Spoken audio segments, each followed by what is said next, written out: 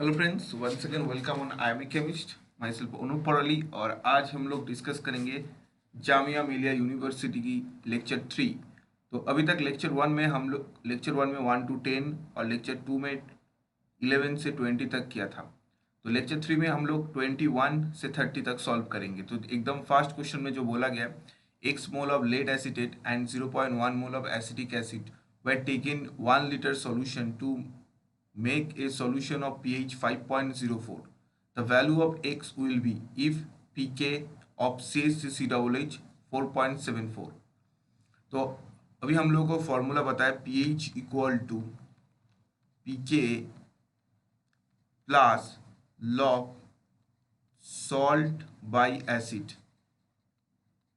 ठीक है, तो पी यहाँ पे अगर pH की वैल्यू देखोगे, pH की वैल्यू गिवन है 5.04, pK की वैल्यू गिवन है 4.74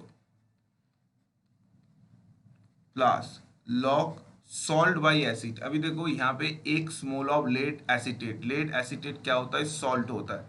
ठीक है, और जो 0.1 मोल ऑफ एसिटिक एसिड है, तुम्हारा एसिड की कॉन्सेंट्रेशन गिवन है। तो यहाँ पे अगर मैं सॉल्ट की पोजीशन में x पुट करूंगा और x की पोजीशन में 0.1 पुट करूंगा, तो यहाँ से x का वैल्यू मैं सॉल्व करूंगा तो मुझे आएगा 0.2 मोल। कितने आ जाएगा, मुझे आ जाएगा 0.2 मोल। तो answer is a A.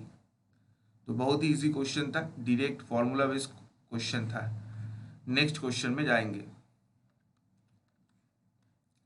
Next question में E0 reduction, standard reduction electrode potential of different half cell are given.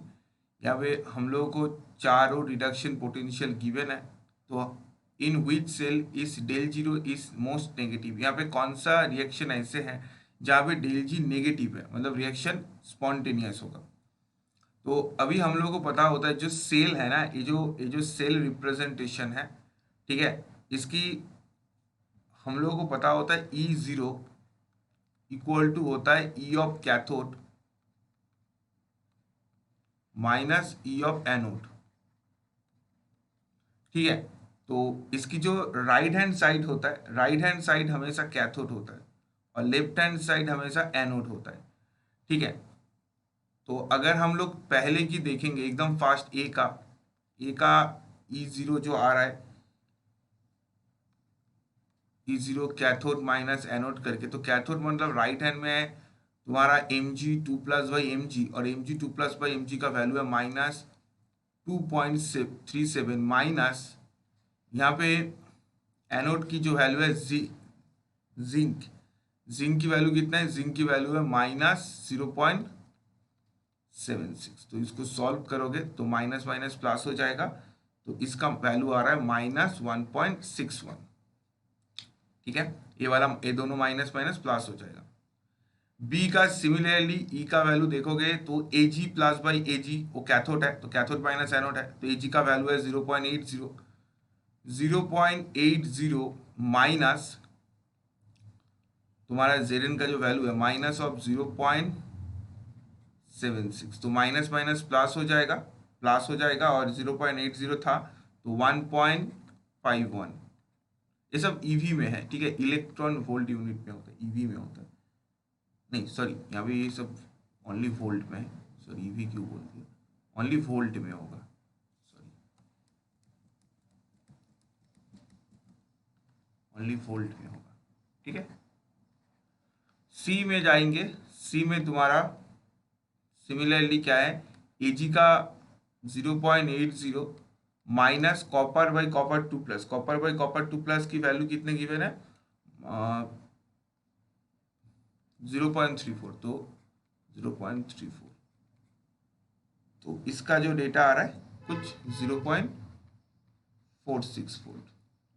ठीक है, और ऑप्शन डी में क्या है, Mg2 + का जो वैल्यू गिवन है वो है तुम्हारा -2.37 माइनस ऑफ Ag/Ag+, क्योंकि कैथोड माइनस एनोड है, तो एनोड की जो वैल्यू है ऑप्शन डी में, तो यहाँ पे -0.80, तो इसका वैल्यू -3.17। तो अभी यहाँ पे पूछा था रिएक्शन की स्पॉन्टेनिटी। देखो, रिएक्शन की स्पॉन्टेनिटी, अभी स्पॉन्टेनिटी क्या है, del G equal to minus of n F E, ठीक है, जहाँ पे n electron change, a Faraday constant और ई यहाँ पे है electrode potential.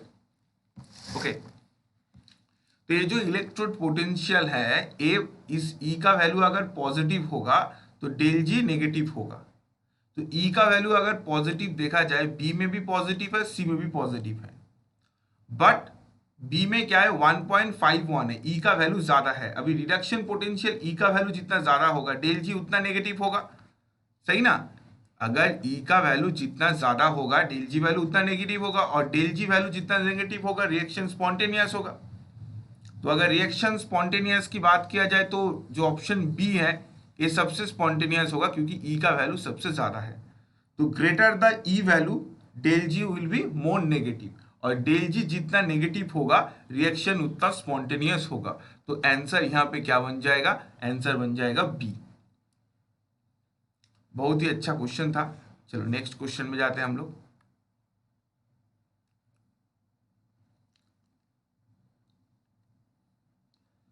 B2H6 reacts with H2 and O2 gives, अगर तुम B2H6 को लोगे प्लस H2O तो तुम्हारा बेसिकली H3BO3 बनता है, बोरिक एसिड बनता है, प्लस 6H2 6 वाटर, ठीक है। 6 वाटर रिएक्शन करता है तो बोरिक एसिड बनता है और 6H2। इसके बाद अगर तुम B2H6 को ओनली ऑक्सीजन के साथ रिएक्शन कराओगे तो तुम्हें बनेगा B2O3 प्लस 3 वाटर। तो डाइबोरेन को, अगर डाइबोरेन को वाटर के साथ रिएक्शन किया जाता है तो तुम्हारा बनता है बोरिक एसिड H3BO3।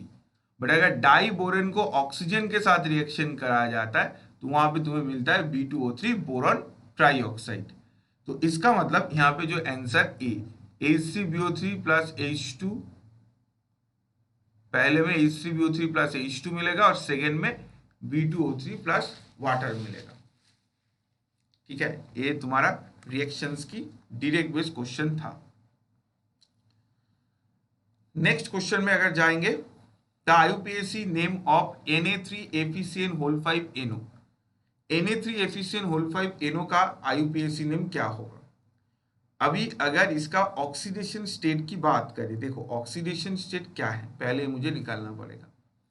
तो सोडियम का +3 है यहाँ पे, तो इसकी बाहर -3 जाएगा। साइनाइड का -5 होता है, ठीक है।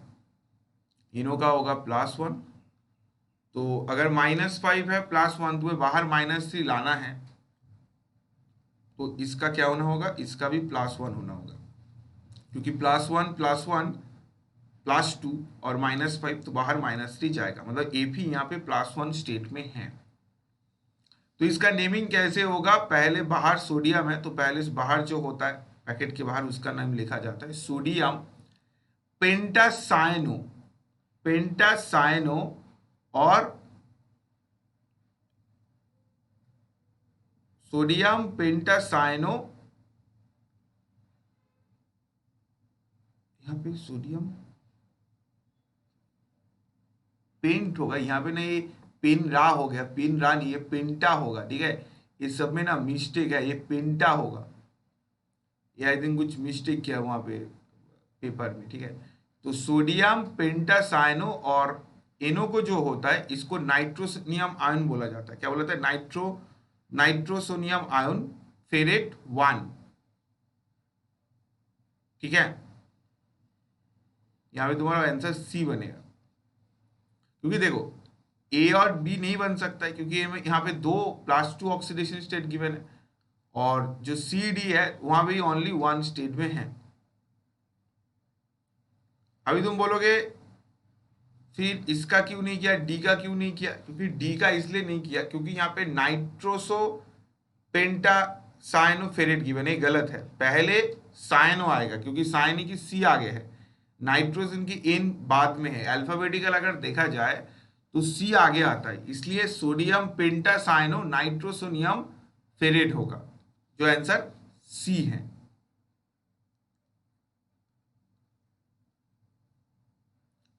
Which of the following is not an example of secondary structure found in proteins. ठीक है, तो देखो प्रोटीन जो सेकेंडरी स्ट्रक्चर होता है, सेकेंडरी स्ट्रक्चर एक अल्फा हेलिक्स होता है, बीटा प्लेटेड सीट होता है, हाइड्रोफोबिक फोल्डिंग होता है। ठीक है, ये तीनों ही सही है, रैंडम कॉइल नहीं होता है।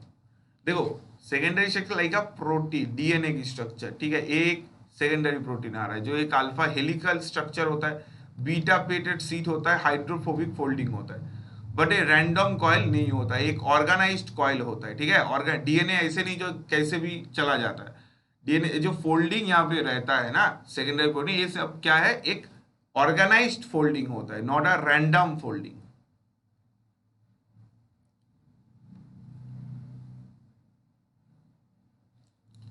चलो next question, which of the following tetracyclo compound correspond to the typical 70 carbon steroid nucleus. तो देखो हमेशा याद रखना है, जो स्टेरॉयड होता है ना, स्टेरॉयड की जो स्केलेटन होता है कुछ इस तरह का होता है, मतलब जहाँ पे 6 6 6 5 इसी फैशन में रिंग रहता है। C is the basic skeletal of steroid, किसी भी स्टेरॉयड में ऐसे तुम्हारा स्ट्रक्चर रहेगा, इसको मॉडिफाई करके डिफरेंट डिफरेंट सब्स्टिट्यूट आ जाता है। Most stable carbon free radical among the following will be, सबसे ज्यादा स्टेबल रेडिकल कौन सा होगा। ठीक है, तो अगर पहले रेडिकल को देखा जाए, देखो ये रेडिकल रेजोनेंस में पार्टिसिपेट नहीं कर रहा है, बी का देखा जाए बी भी रेजोनेंस में नहीं जा रहा है, सी भी रेजोनेंस में नहीं जा रहा है, बट डी रेडिकल रेजोनेंस में जा रहा है, सॉरी सी जा रहा है, बाकी और कोई नहीं जा रहा है। नहीं, बी भी जा रहा है ना तुम्हारा, बी भी रेजोनेंस में जा रहा है, सी जा रहा है और तुम्हारा बी जा रहा है, बी भी रेजोनेंस जा रहा है, तो और कोई रेजोनेंस नहीं कर पा रहा है। तो यहाँ पे क्वेश्चन एराइज होता है, तो कौन ज्यादा अच्छा होगा, सी भी रेजोनेंस कर पा रहा है, बी भी कर पा रहा है। अभी सी का रेडिकल देखोगे एक ब्रिजेड पोजीशन में है, और रेडिकल क्या होता है, एक sp2 हाइब्रिडाइज्ड होता है, और अकॉर्डिंग टू ब्रेड्स रूल, तुम्हें ब्रेड्स रूल पता है, जो ब्रिजेड पोजीशन में कभी भी sp2 कार्बोकैटायन फ्री रेडिकल ऐसे नहीं हो सकता है। तो इसके कारण से क्या होगा, आंसर सी नहीं हो पाएगा, क्योंकि ब्रेड्स रूल के खिलाफ है। मतलब सपोज मैं एक एग्जांपल दिखा रहा हूँ, सपोज तुम्हें एक ऐसे कंपाउंड है जहां पे ऐसे कार्बोकैटायन है, और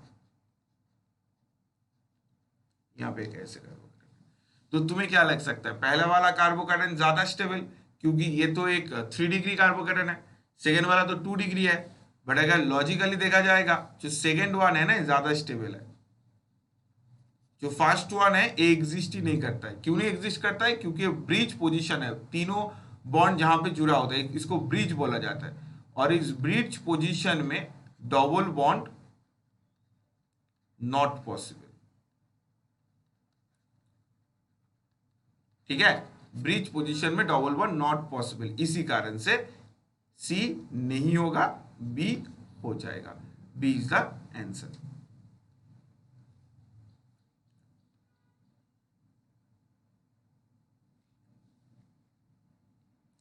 next question, which of the following can act as a protective collide.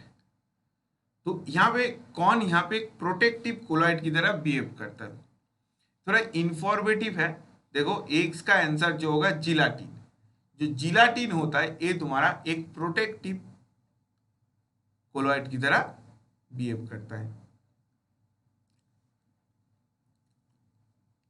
एक catalyst accelerate the rate of reaction, कैसे एक कैटलिस्ट एक रिएक्शन रेट को करता है, देखो decreasing the activation energy, increasing RNS constant, increasing both activation energy and RNS constant, decreasing, एकदम easy question है, तुम सबको पता है, सब उसको एक प्लॉट है, potential energy versus reaction coordinate. ठीक है, एक तुम्हारा प्लॉट है, रिएक्टेंट प्रोडक्ट है, नॉर्मल है विदाउट कैटलिस्ट,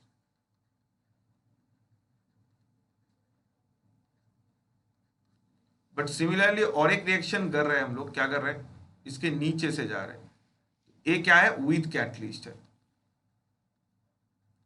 तो कैटलिस्ट क्या किया, पहले जो ब्लैक वाला था ना वो रिएक्शन, और विदाउट कैटलिस्ट, विद कैटलिस्ट और विदाउट कैटलिस्ट दोनों ही क्या कर रहा है, सेम प्रोडक्ट दे रहा है। बट विद कैटलिस्ट क्या किया, लोअर एनर्जी बैरियर, मतलब लोअर एक्टिवेशन एनर्जी स्टेट से जा रहा है। इससे क्या होता है, रिएक्शन फास्ट हो जाता है, रेट फास्ट हो जाता है। तो decreasing activation energy, answer A is the सही आंसर।